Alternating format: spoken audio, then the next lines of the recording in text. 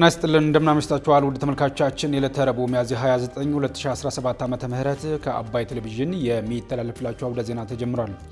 በምሽቱ የዜና ውጃችን በርካታ ዘገባዎችን ወደ እናንተ እናደርሳለን። የቢዝነስና ምጣኔ ሀብት ዘገባችንም ሰዓቱን ጠብቆ ወደ እናንተ ይቀርባል። አውደ ዜናውን እየመራው ደግሞ እኔ ካስኝር ጋር ከእናንተ ጋር ቆይታ አደርጋለሁ። አብራችሁ እንድትቆዩ ጋብዛለሁ። በመጀመሪያው ክፍለ ጊዜ የመረጃ ጥንቅራችን ሌተናንት ጀነራል ታደሰ ወረደ ሁለተኛው ዙር የቀድሞ ታጣቂዎች ትጥቅ የማስፈታት ተግባር ተፈናቃዮችን ወደ ቀያቸው ከመመለስ ጋር ጎን ለጎን እንደሚፈጸም መናገራቸውን፣ የሶማሌላንዱ ፕሬዚዳንት በሀርጌሳ የኢትዮጵያ ከፍተኛ ተወካይን ተቀብለው በቀጠናው ጉዳይ ማነጋገራቸው ስለመገለጹ፣ ለትግራይ ተፈናቃዮችና ችግረኞች የሚሰጠው እርዳታ ማነስ ከፍተኛ ስጋት መፍጠሩን ጨምሮ ሌሎች መረጃዎችን ወደ እናንተ እናደርሳችኋለን። አብራችሁን ቆዩ። ወደ ቀዳሚው ዜና አለፍን።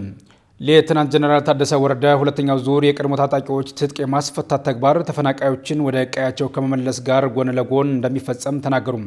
የትግራይ ጊዜያዊ አስተዳደር ፕሬዝዳንት ሌተናንት ጀነራል ታደሰ ወረደ የክልሉ አስተዳደር ተፈናቃዮችን መመለስና ክልሉ የይገባኛል ጥያቄ የሚያነሳባቸው አካባቢዎችን ወደ ነበሩበት መመለስ የጊዜያዊ አስተዳደሩ ተቀዳሚ ተግባር እንደሆነ ተናግረዋል። በኢትዮጵያ ከጀርመን አምባሳደር ጀንስ ሃንፊልድ ጋር በትናንትናው ዕለት መቀሌ ውስጥ ውይይት ያደረጉት ሌተናንት ጀነራል ታደሰ የፌዴራል መንግስት ይህንን ኃላፊነቱን እንዲወጣ መጠየቃቸውን ከጽህፈት ቤታቸው ያገኘነው መረጃ ያመለክታል። በተጨማሪም ፕሬዚዳንቱ ከአምባሳደሩ ጋር በነበራቸው ውይይት የመጀመሪያው ዙር ታጣቂዎችን ወደ ማህበረሰቡ የመቀላቀል ተግባር እስከ መስከረም ይጠናቀቃል ሲሉ ተናግረዋል። ሁለተኛው ዙር ግን ከክልሉ ግዛት መከበር ጎን ለጎን የሚፈጸም ነው ሲሉ ተናግረዋል። ጽህፈት ቤታቸው ባጋራው መረጃ መሰረት ፕሬዚዳንት ታደሰ ሁለተኛው ዙር የክልሉን የቀድሞ ታጣቂዎች ትጥቅ የማስፈታትና ወደ ህብረተሰቡ የመቀላቀል ተግባር የሚከናወነው ተፈናቃዮችም ሙሉ በሙሉ ወደ ቀያቸው መመለሳቸውና ክልሉ የሚጠይቃቸው ቦታዎች መመለሳቸው ሲረጋገጥ ጎን ለጎን የሚፈጸም ነው ማለታቸውም ተገልጿል። በተጨማሪም ጊዜያዊ አስተዳደሩ አዎንታዊ ለውጥ ለማምጣት ከፌዴራል መንግስት ጋር መልካም ግንኙነት ለመፍጠር የተሻለ ነው ማለታቸውን አስታውቋል። ጀርመን በትግራይ በተለይም በግብርና፣ በትምህርት፣ በጤናና በመሳሰሉት የሚወደስ ድጋፍ ስታደርግ ቆይታለች ሲሉ በመግለጽ በቀጣይም ትግራይን ለማገዝ የምታደርገውን ጥረት አጠናክራ እንድትቀጥል መጠየቃቸውንም አስታውቋል። አምባሳደር ጀንስ ሃንፊልድ በበኩላቸው በትግራይ የተፈጠረውን ፖለቲካዊ ቀውስ ለመፍታት የትግራይ ጊዜያዊ አስተዳደር የተለመውን እቅድ በማድነቅ ጀርመን በትግራይ ዘላቂ ሰላም ለማረጋገጥና የተለያዩ የልማት ስራዎችን ለማጠናከር የምታደርገውን ድጋፍ አጠናክራ እንደምትቀጥል ተናግረዋል። ለትግራይ ተስፋ በሚሰጡና ልማቷን በሚያረጋግጡ ተግባራት ላይ ተቀራርቦ መስራት እንደሚያስፈልግ አምባሳደሩ መናገራቸውንም ጽህፈት ቤቱ ጨምሮ አመላክቷል።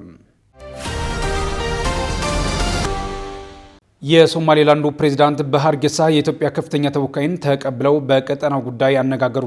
የሶማሌላንዱ ፕሬዚዳንት በሀርጌሳ የኢትዮጵያን ከፍተኛ ተወካይ ተቀብለው ሲያነጋግሩ የሁለትዮሽ ግንኙነትና ቀጠናዊ ትብብርን ለማጠናከር ተስማምተዋል።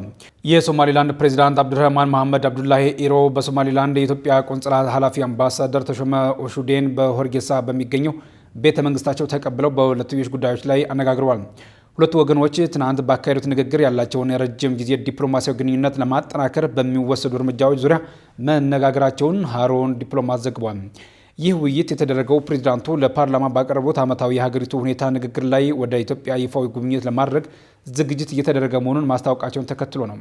በስብሰባው ላይ ከፕሬዚዳንት ጋር የሶማሌላንድ የውጭ ጉዳይና ዓለም አቀፍ ትብብር ሚኒስትር አብዱራህማን ዳሂር አዳን ተሳትፈዋል። በውይይታቸው ወቅት ሁለቱም ወገኖች የሁለትዮሽ ትብብርን ለማጠናከር ያላቸውን ቁርጠኝነት ያረጋገጡ ሲሆን ገንቢ የሆነ ውይይት ያለውን ጠቀሜታ ማጉላታቸውን ዘገባው አመላክቷል። በ1991 ከሶማሊያ በመገንጠል ሀገር ሆኛለሁ ያለችው ሶማሌላንድ ከቅርብ ጊዜያት ወዲህ በዓለም ፖለቲካ በተለይም ደግሞ ቀይ ባህርና የኤደን ባህረ ሰላጤን በተመለከቱ ጂኦፖለቲካዊ ጉዳዮች ላይ ስሟ የሚነሳ ሆኗል። የሀገርነት እውቅናን ከአሜሪካና ከኢትዮጵያ ለማግኘት ወደቧን እንደ ምትክ እያቀረበችም ትገኛለች። ሶማሊያውያን በሀያሉ ሀገር አሜሪካ እውቅና ለማግኘት ኢንቨስትመንትና የተለያዩ ዲፕሎማሲያዊ ድሎችን እንደሚያመጣም ያምናሉ። አሜሪካ በበኩሏ ከሁቲ አማጽያን የሚፈጸሙ ጥቃቶችና ከቻይና ጋር የገባችበት የንግድ ጦርነትን ለመቀልበስ ሶማሌላንድን እንደ ሁነኛ መፍትሄ የምትጠቀምበት እድል የሰፉ ስለመሆኑም ይነገራል። ለትግራይ ተፈናቃዮችና ችግረኞች የሚሰጠው እርዳታ ማነስ ከፍተኛ ስጋት መፍጠሩ ተገለጸ። የእርዳታ መቀነስ እንዲሁም በነፃ ይቀርቡ የነበሩ ሕክምናና ሌሎች አገልግሎቶች መቋረጣቸው ተከትሎ በትግራይ የሚገኙ እርዳታ ፈላጊዎች በተለይም ተፈናቃዮች በከፍ አደጋ ላይ እንደሚገኙም ተገልጿል።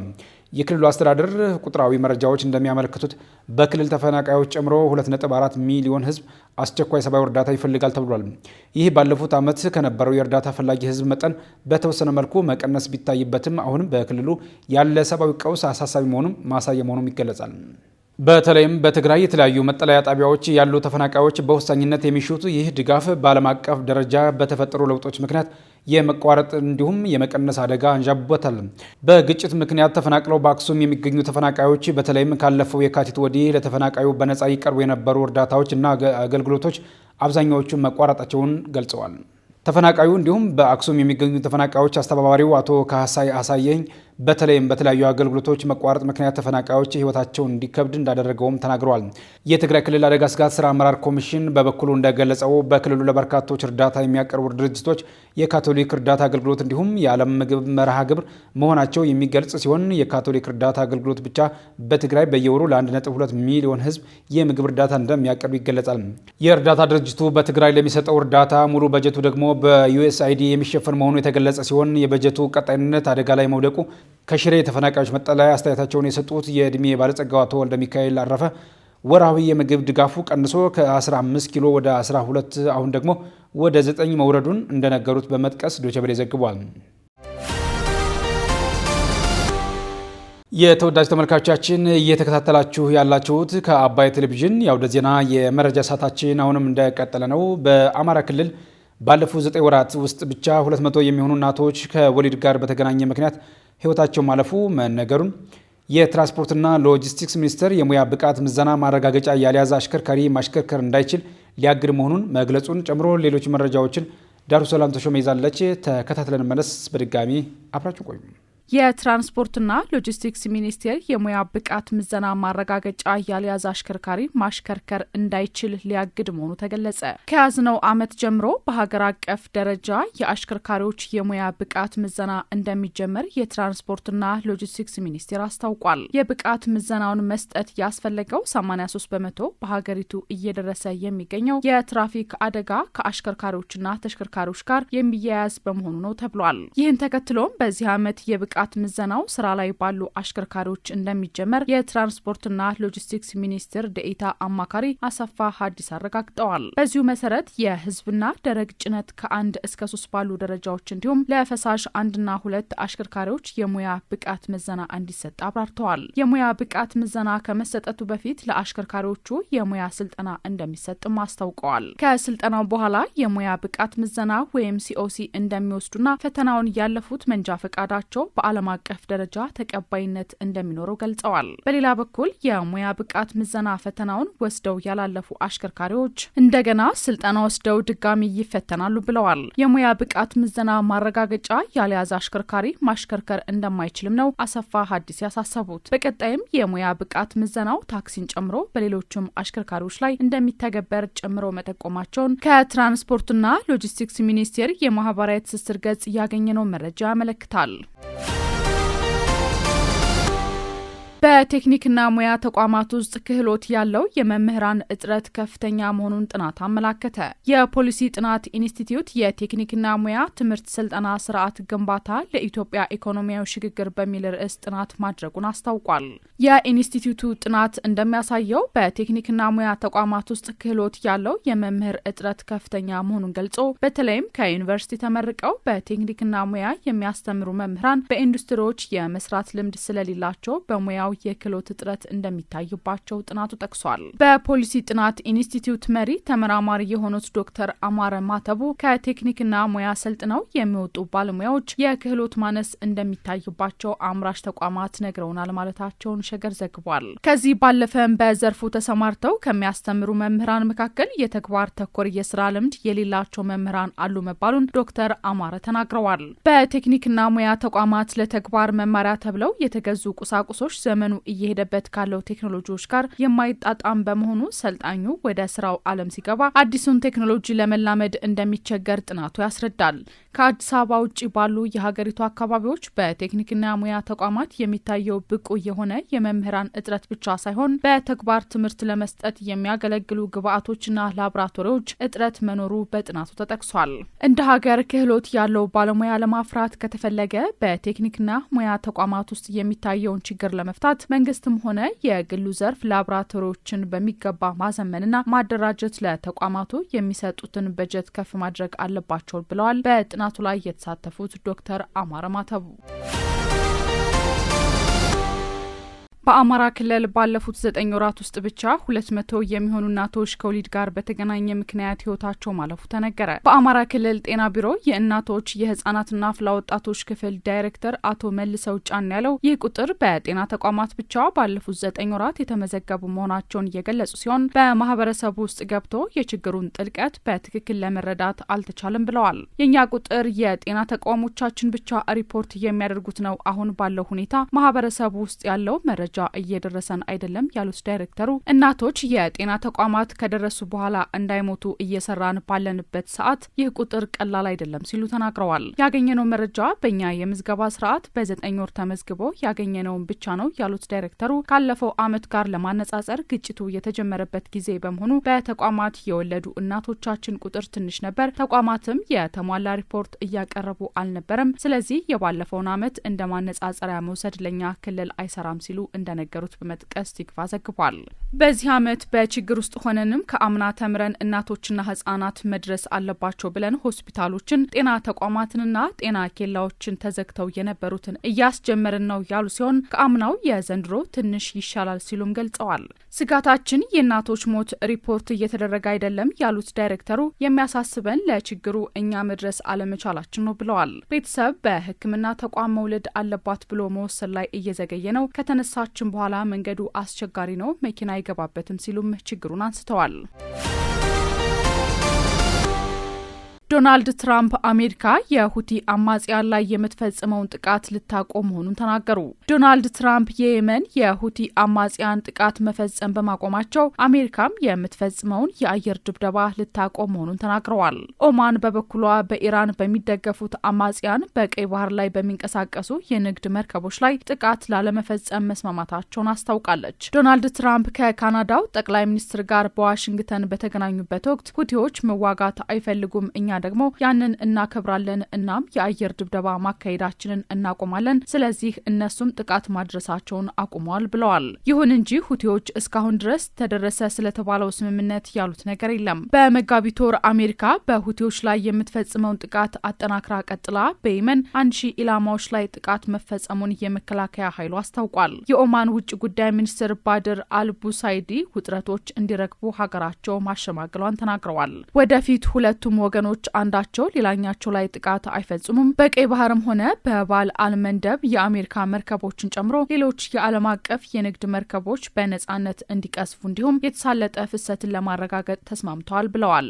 ሁቲዎች በቀይ ባህር ላይ የሚቀስፉ የንግድ መርከቦች ላይ ጥቃት መፈጸም የጀመሩት እንደ አውሮፓውያን አቆጣጠር ከጥቅምት 2023 ጀምሮ የእስራኤል መከላከያ ኃይል በጋዛ መጠነ ሰፊ ወታደራዊ ዘመቻ በፍልስጤማውያን ላይ መክፈቱን ተከትሎ ያላቸውን አጋርነት ለማሳየት በሚል ነው። በዚህም ትልልቅ የመርከብ ድርጅቶች 15 በመቶ የዓለም የንግድ መርከቦች ከሚተላለፉበት ቀይ ባህር አቅጣጫቸውን ቀይረው ረጅም የጉዞ መስመርን እንዲመርጡ አስገድደዋል። ከአባይ ቴሌቪዥን የምሽት ዘገባዎች እንደቀጠሉ ናቸው። ውድ ተመልካቾቻችን፣ አሁን ደግሞ የቢዝነስና ምጣኔ ሀብት ጉዳዮች የሚቀርቡበት ሰዓት ላይ ደርሰናል። መረጃዎችን ራቢያ ክድር ይዛለች። ተከታትለን መለስ። በድጋሜ አብራችን ቆዩ።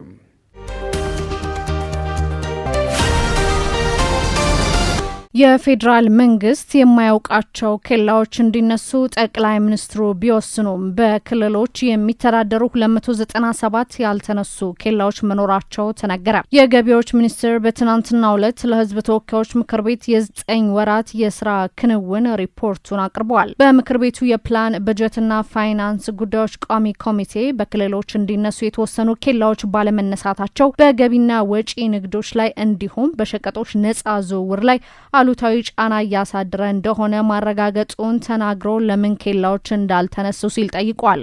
በፓርቲ ጉባኤዎች ላይና በሚኒስትሮች ምክር ቤት ጭምር በክልሎች ያሉ የፌዴራል መንግስት የማያውቃቸው ኬላዎች እንዲነሱ መመሪያ ቢተላለፍም የጸጥታ ችግር በሌለባቸው አካባቢዎች ላይ በተደረገ ጥናት 297 ኬላዎች መኖራቸውን አረጋግጠናል ሲሉ የጉምሩክ ኮሚሽን ኮሚሽነር አቶ ደበሌ ቃበታ ተናግረዋል። ቀን ከሌት ዋጋ የሚከፍሉ የጸጥታ አካላት እንዳሉ የተናገሩት ኮሚሽነሩ በህግ ላይ የሚያምጹ የጸጥታ አካላት እንዳሉ ኮሚሽነሩ በምክር ቤት ቆይታቸውም ጠቁመዋል። ሌላኛው በምክር ቤቱ አጀንዳ የነበረው ጉዳይ ከማዕድን ቁፋሮ ጋር በተገናኘ ነው። ይህንን በተመለከተም የምክር ቤት አባል አቶ ብርሃኑ ጎበና ህገወጥ የማዕድን ቁፋሮና ዝውውር ውስጥ የክልሎችና የአካባቢው ባለስልጣናት እጅ እንዳለበትም ተናግረዋል። የምክር ቤቱ ቋሚ ኮሚቴ አባላት ማዕድናቱ ወደሚገኙባቸው ክልሎችና አካባቢዎች ለመስክ ምልከታ በሄዱባቸው ወቅት በአካባቢው የተሰማው የጸጥታ ኃይል ህገወጥ የማዕድን ቁፋሮ ዝውውርና ሽያጭ በክልሉ እንዲሁም በአካባቢው ባለስልጣናት ጭምር እንደሚካሄድ ነግረዋቸዋል ብለዋል። የምክር ቤቱ አባል አቶ ብርሃኑ ጎበና በጸጥታ ኃይሎች የሚያዙ ህገወጥ ከክልልና ከአካባቢው ባለስልጣናት ጋር የጥቅም ትስስርና የስጋ ዝምድና ያላቸው በመሆኑ ህገወጦች ሲያዙም በአመራሮች እንዲፈቱ ይደረጋል ሲሉም ተናግረዋል። ይህንንም የጸጥታ አካላት በምሬት ይናገራሉ ያሉት አቶ ብርሃኑ ይህ ችግርን ለመፍታት ምን እየተሰራ ነው ሲሉ የጠየቁ ሲሆን ገቢዎች ሚኒስቴር በምላሹ በዚህ ድርጊት ውስጥ ያሉ ባለስልጣናት ከድርጊታቸው እንዲታቀቡ ማሳሰባቸውን ሸገር ዘግቧል።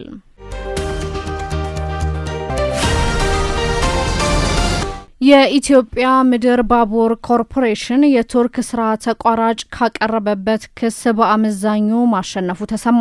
የቱርክ ስራ ተቋራጭ ያፒ መርከዚ የኢትዮጵያ ምድር ባቡር ኮርፖሬሽን $1 ቢሊዮን ካሳ እንዲከፍለው በመጠየቅ የመሰረተው ክስ በአመዛኙ ውድቅ ተደርጎ ለኮርፖሬሽኑ መወሰኑን ሪፖርተር ዘግቧል። የኢትዮጵያ ምድር ባቡር ኮርፖሬሽን ከአዋሽ ኮምቦልቻ ሀራ ገበያ የሚያስገነባውን የባቡር መሰረተ ልማት ፕሮጀክት ለማከናወን ተመርጦ ውል በመዋዋል ግንባታውን ሲያከናውን የነበረው የቱርኪዬ የስራ ተቋራጭ ያፒ መርከዚ የሰሜኑ ጦርነት በፕሮጀክቱ ላይ ያደረሰው ጉዳት፣ የንብረቶች ዝርፊያና የግንባታ መስተጓጎል ምክንያት ጠቅሶ $1 ቢሊዮን ካሳ እንዲከፈለው የሚጠይቅ ክስ በለንደን ዓለም አቀፍ የግልግል ፍርድ ቤት መክፈቱ ይታወሳል። ለጉዳዩ ቅርበት ያላቸው ምንጮቹ እንደነገሩት በመጥቀስ ስለ ጉዳዩ ሪፖርተር ይዞት በወጣው ዘገባ የለንደኑ ዓለም አቀፍ የግልግል ፍርድ ቤት 3 ዓመታት ከፈጀ የፍርድ ቤት ክርክር በኋላ በሚያዝያ ወር አጋማሽ ከፊል ውሳኔ አሳልፏል። ፍርድ ቤቱ የኢትዮጵያ ምድር ባቡር ኮርፖሬሽን የውልና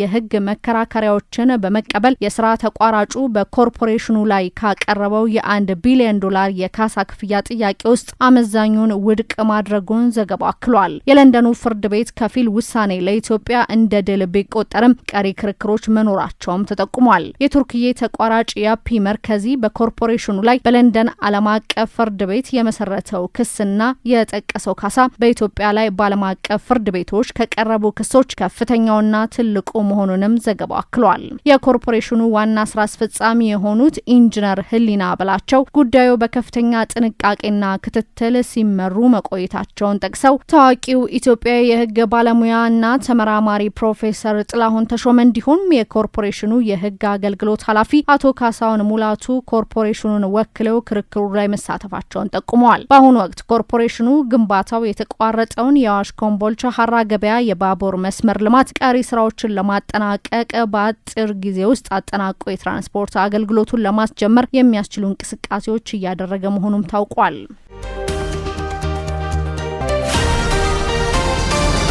ብሔራዊ ባንክ በአምስተኛው ዙር የውጭ ምንዛሬ ጨረታ $60 ሚሊዮን ለሽያጭ አቀረበ። የኢትዮጵያ ብሔራዊ ባንክ በዛሬው ዕለት አምስተኛውን የውጭ ምንዛሬ ጨረታ አካሂዷል። በጨረታው በርካታ ባንኮች መሳተፋቸው የተገለጸ ሲሆን በዚህ የውጭ ምንዛሬ ጨረታ $60 ሚሊዮን ለሽያጭ ማቅረቡን ብሔራዊ ባንክ አስታውቋል። የዛሬው ጨረታ ኢትዮጵያ የውጭ ምንዛሬ ስርዓት ለውጥ ካደረገች ከሐምሌ 2016 ወዲህ አምስተኛው ነው። ብሔራዊ ባንክ ባለፉት 4 ዙሮች ባካሄዳ ባካሄዳቸው ጨረታዎች በድምሩ 355 ሚሊዮን ዶላር ለተሳታፊ ባንኮች አቅርበዋል። አቶ ማሞ ምህረቱ በገዢነት የሚመሩት ብሔራዊ ባንክ በየ2 ሳምንት ልዩነት ተመሳሳይ ጨረታ እንደሚያካሂድ ያስታወቀው ባለፈው መጋቢት ወር መጨረሻ ገደማ ነበር። በዚህ መልኩ የሚያካሂደው ጨረታ እስከ 2017 በጀት ዓመት መጨረሻ ድረስ እንደሚካሄድ ብሔራዊ ባንክ ማስታወቁም አይዘነጋም። እነዚህ ጨረታዎች የሚቀርበው የውጭ ምንዛሬ መጠን በወቅቱ ያለውን የውጭ ምንዛሬ ፍላጎት በማገናዘብ እንደሚሆንም